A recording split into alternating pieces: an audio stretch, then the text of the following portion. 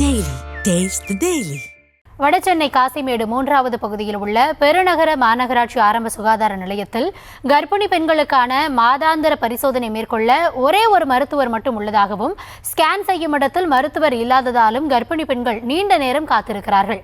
மேலும் பணியாளர்கள் செல்போனில் பேசிக்கொண்டு அலட்சியமாக பதிலளிப்பதாக குற்றம் சாட்டுகிறார்கள்.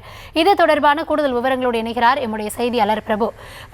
வணக்கம். டியூட்டி டாக்டர்ஸ் பொதுவாக அங்கே எத்தனை பேர் இருப்பாங்க? இன்னைக்கு எல்லாரும் வந்திருக்காங்களா? பொதுமக்கள் தரப்புல என்ன குற்றச்சாட்டுகள் முன்வைக்கப்படுகிறது? வணக்கம்.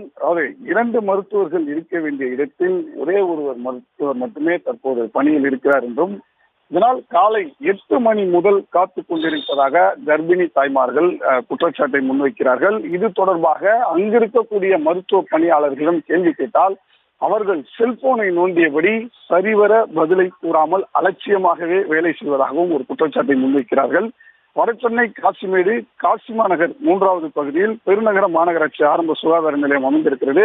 இந்த சுகாதார நிலையத்தில் தான் சுற்று வட்டார பகுதியில் இருக்கக்கூடிய கர்ப்பிணி தாய்மார்கள் மாதாந்திர பரிசோதனைக்காக வருகின்றனர்.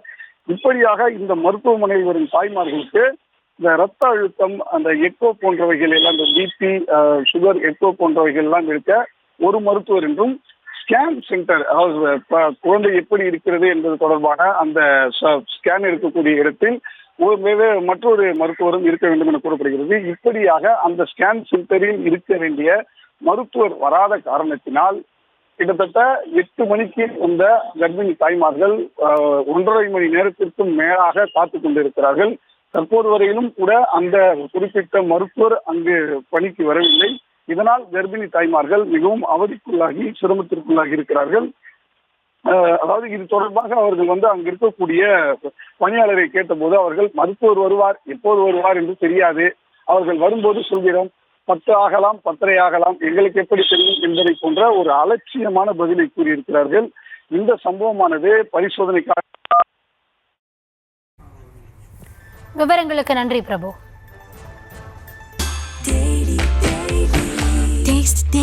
Taste the Daily.